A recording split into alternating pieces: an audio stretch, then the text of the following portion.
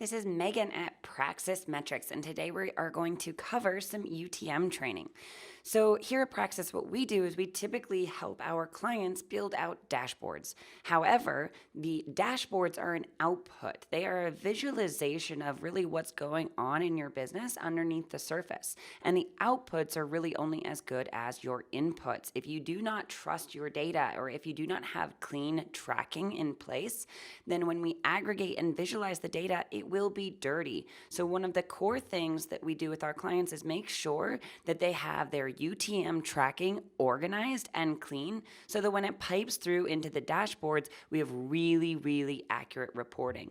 One of the number one mistakes that we see with all of our customers, no matter how big or small, is that they're not properly using organized UTMs for all of their marketing efforts.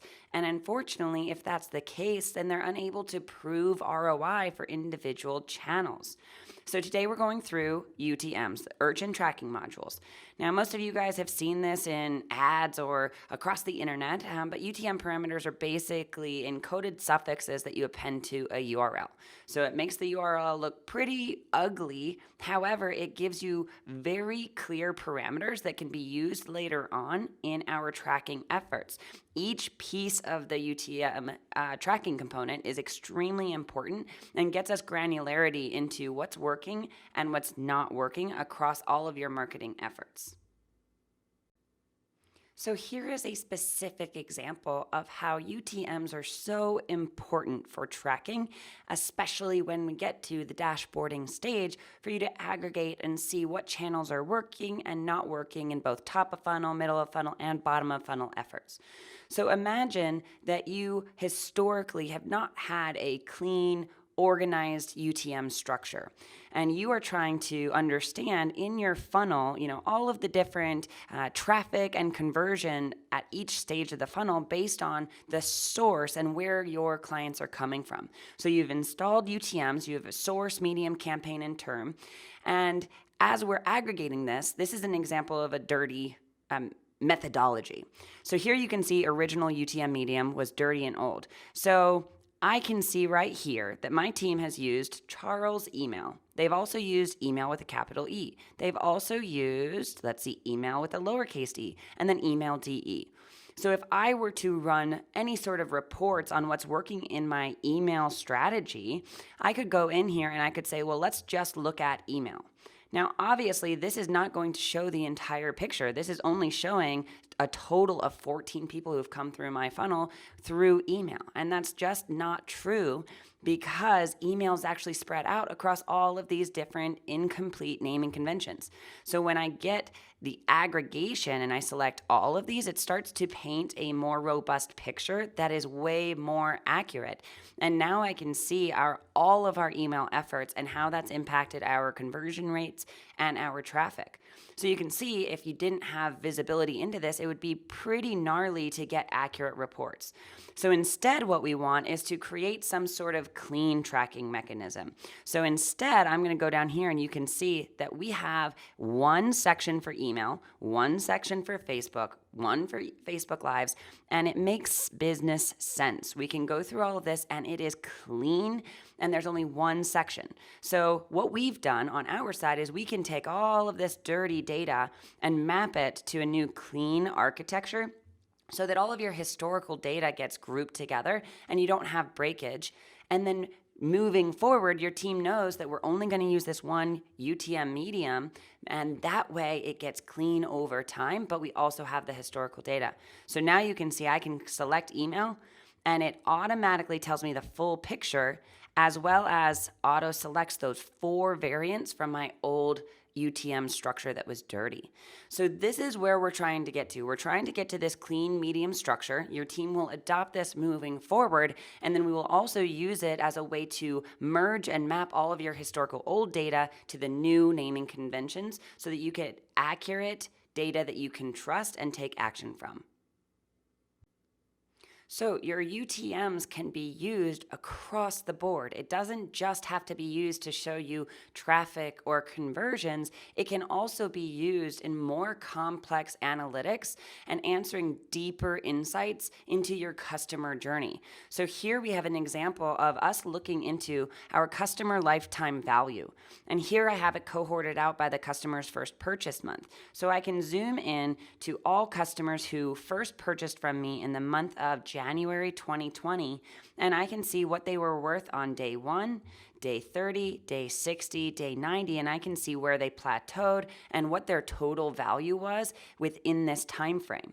And that is great because it's an aggregation and it tells me the average customer value. But what's even more valuable is to understand if your campaigns and your marketing efforts are yielding higher or lower customer values over time. And so we're able to loop in UTM parameters once they're clean, and we can get you granular insights like lifetime value by source, lifetime value by campaign, lifetime value by medium. And it can tell a really robust story of what your customers are purchasing, when they're purchasing, and how that's impacted by how they first heard about you. So hopefully this allows you guys to see the difference in clean data versus dirty data and the importance of this for your ongoing analytics and your future data needs. Alrighty, here we are on the free UTM Builder template. Now this is just done in Google Sheets. It's something that you can copy and paste and use in perpetuity, or you can use it as a foundation to create your own. So this first tab is basically the instructions that has basic rules of UTMs as well as definitions, information, and examples for each UTM parameter. On the second tab, this is simply an example of a simple architecture for clean UTMs. You can see that, email is the source here, and then there's 3 different types of mediums that can be within the source of email. Then there's campaign name, content, etc. So this is an example of very simple client with not a lot of mediums and campaigns going on. But then we also have clients that are super complex. You can have as many variables in this as you'd like. It really just depends on how complex your business is. So here you can see, here's one that just goes on and on and on. And even within content, they have 2 aspects of content and they end up being combined together in the final version of the UTM. Same thing with source. They have destination and source, as well as with campaign, they've got 2 levels to it. So this can really be as complex as you'd like, and this architecture should allow you to have that complexity or the simpleness that you need, and it really applies to every kind of business. So then we get into the last 2 tabs, and this is actually these are the ones that you're going to use. So let's start with the planning key. Now the planning key is going to be something that you want to not use a ton, okay? You use this when you're creating something net new. Let's say that, for example, you are about to launch a new source for your business. You have email, social, affiliates, etc. Let's say that you now decide to add paid search as an aspect to your marketing. Naturally, there's going to be multiple mediums and multiple campaigns within that. So this is a way to plan before you go and start building out all of these campaigns, to plan for their architecture and the tracking around it. So let's say that I wanted to do Facebook ads, and then I also am going to do Instagram ads, and then I'm also going to do YouTube ads. Okay, you can simply go through and add those in as variables here under medium, and then go through and say, okay, we're going to offer these campaign categories.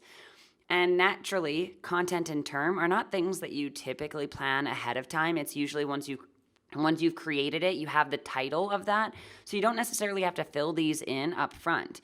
But as you fill these in on the UTM on the UTM tagging sheet, what will happen is this is actually the architecture, and it has the logic and the coding kind of already built in to help you actually create and generate these URLs with these UTM parameters already built in it. So all I have to do is, now that I know that we are doing paid ads, and let's say that I create this landing page, right? And it goes to praxismetrics.com/landing page Facebook, right? That is my core base URL. And now I can say, and oh, look at that. Oh, there's an error that says medium source and campaign is missing. Those are all mandatory fields. As you can see in the instructions, those three are absolutely required. Campaign content and terms are optional. However, those first three parameters are a must. So we have an error that pops up. So you can go in here and you can say, oh, look, paid search. It automatically popped up because I added it on the planning key. And now I can go in and I can say, yep, this is going to be on Facebook ads. The campaign is going to be this direct to sale. Here's the content. It's going to be, Megan is awesome. And then we're going to run it, let's say, April 20th. And depending on your format for the term, you can change this if you'd like. And then obviously you can have your ID in here as well. And naturally, this will auto-create your own generated URL. Now, obviously, this is not sexy. It is long. However, it has all of those variables in it, and it will always be clean. It will always be accurate because you're not going to have 12 people go in here and say, oh, well, I'm also going to do YouTube advertising. Right?